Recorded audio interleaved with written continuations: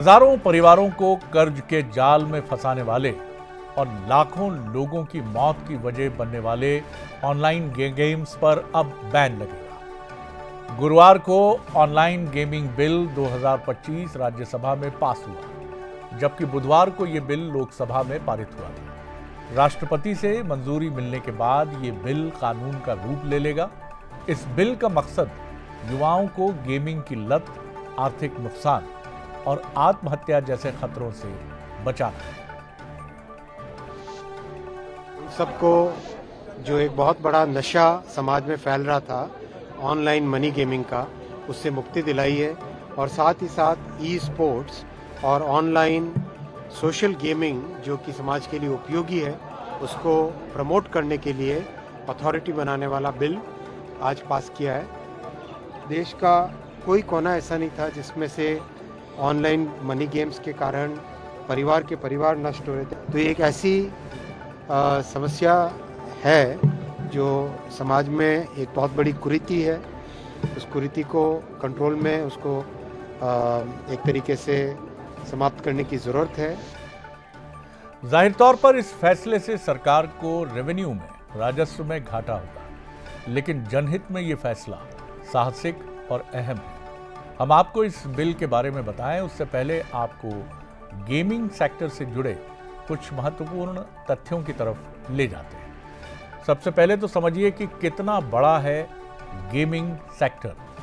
2 खरब रुपए तक बढ़ चुका है गेमिंग सेक्टर। तो कितना पैसा इन्वॉल्व है, इससे आप ये बात समझ सकते हैं। बीते साल तक भारत में 50 करोड़ से ज्यादा यूजर्स हैं इसके, जो उपयोग करते रहे ऑनलाइन मनी गेमिंग जो गेम्स हैं उनका।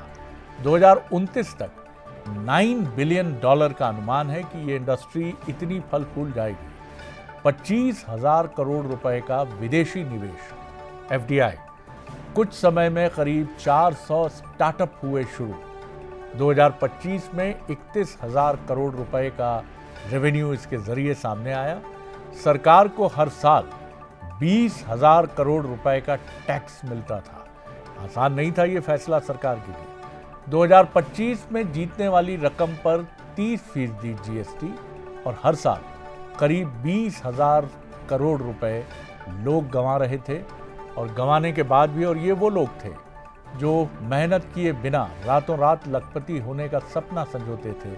उनके पास कोई जमा पूंजी नहीं होती थी, इसीलिए गेमिंग की लत से बहुत जल्दी वो कर्ज में डूब जाते थे और फिर इनमें से सैकड़ों लोगों ने परिवार के साथ सुसाइड जैसा आत्मघाती रास्ता भी चुना। अब आपको ये भी बताते हैं कि ऑनलाइन गेमिंग बिल 2025 के प्रोविजन क्या है, उसके नियम क्या है, प्रावधान क्या है। तो समझते हैं इसको। Online gaming bill 2025। सबसे पहला सवाल तो यही जहन में आता है कि क्या सजा होगी।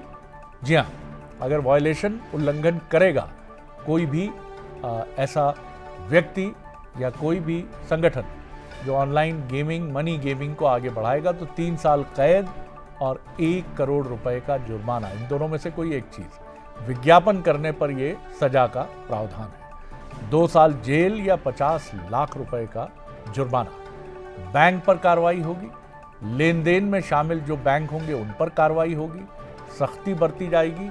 और जो खेल रहे हैं उनका क्या होगा। गेमर्स, ये एक मानवीय दृष्टिकोण से लिया गया निर्णय है कि जो गेमर्स हैं, वायलेशन के बाद भी जो खेलते हुए ये गेम पाए गए, उनको अपराधी नहीं, पीड़ित माना जाएगा। जैसा आप कहते हैं, कई बार एक समय होता है जब व्यक्ति शराब पीता है, लेकिन एक समय के बाद शराब व्यक्ति को पीने लगती है।